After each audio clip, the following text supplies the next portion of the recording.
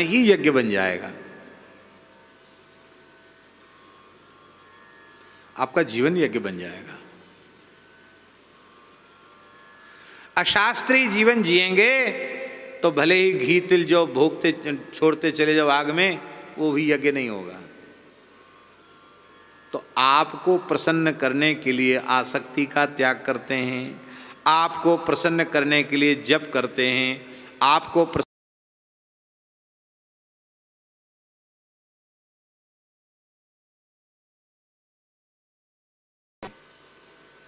यही निर्जला एकादशी भगवान माघ शुक्ल एकादशी को बना देते अथवा पौष शुक्ल एकादशी को बना देते तो महाराज तमाम लोग कहते कि भैया हम भी निर्जला करेंगे। ठंडी में तो कोई परेशानी नहीं होती, पानी के बिना रह जाओ। ओ महाराज भयंकर गर्मी, जेठ की दोपहरी, और निर्जला वालों का एक दिन पहले से खाना पीना बंद। खाना पीना तभी निर्जला हो पाएगा, तो अन्य की गर्मी रहेगी, दूसरे दिन प्यास ज़्यादा लगेगी।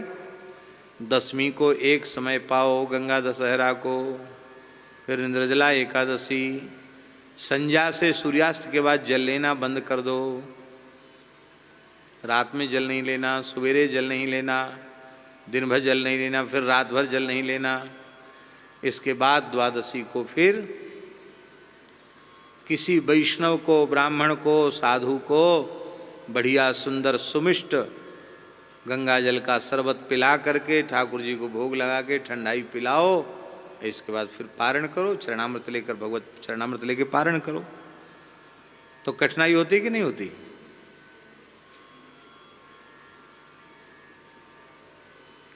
हमारे महाराज जी सुनाते थे कि कोई पंडित जी थे, उनकी मित्रता एक मौलवी से हो गई। वो भी बहुत पंडित था अपने विषय का, मित्रता हो गई। यद्यपि ऐसी मित्रता नहीं थी कि खान पान एक हो गया हो। पंडित जी थे, मौलवी जी थे। पर पंडित जी से रोज मौलवी पूछता, आपके यहाँ त्यौहार बहुत हैं, आज कौन सा त्यौहार है? बोले आज दशहरा है। आज क्या किया जाता? बोले आज पान खाया जाता है, आज हलवा पूड़ी खीर भगवान को भोग लगता है, कच्ची चीज़ भोग नहीं लगती आज। अच्छा, वहाँ तो अपने घर में जाके वो कहता यही चीज़ बनाओ, आज अमुक त्यौहार है। तो होली पे क्या खाया जाता? दीपावली। यहाँ तो रोज़ व्यंजन बनते हैं। होली पे ये गुजिया बनेगी, तो इस समय रसभरी बनेगी, बूंदी के लड़ुआ बने। अन्नकूट पे तो क्या कहना, 56 भोग।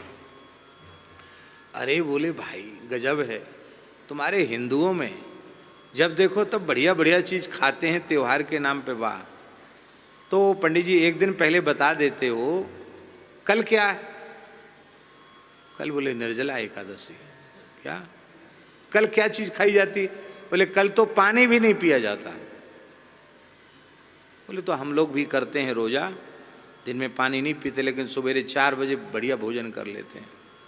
बोले नहीं, एक दिन पहले से, और रात भर भी, फिर एक दिन बाद तक। बोले तो ये हम नहीं करेंगे।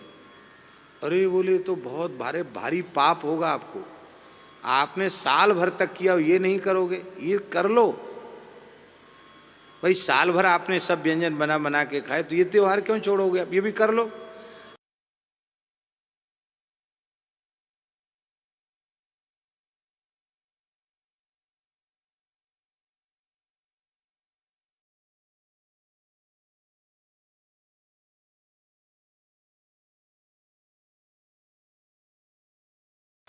अब भयंकर पड़ी गर्मी, जेठ में गर्मी तो होती है। रात रोते रोते बीती उसकी बेचारे की। सवेरा हुआ, सवेरे तो शरबत पीने को मिलेगा। तब तक पड़ोस में किसी हिंदू भाई की बेटी की विदा हो रही थी। तो गांव में होता ना, बेटी की विदा होती सब रोते हैं, तो सब रो रहे थे। तो रोने की आवाज़ सुनते ही माताएं घर से बाहर निकल के दौड़ती हैं। उस मौलवी की जो गृहिणी थी वो बाहर झांकने लगी, तो वो डांट कर बोला, अरे कम वक्त क्या देख रही है, कोई एकादशी व्रत वाला मर गया होगा, हम मेरे लिए रोने की तैयारी कर।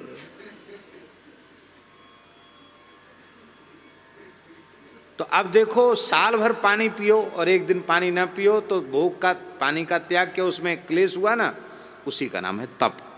उस क्लेश से पापों का नाश होता है, शास्त्रीय तप है।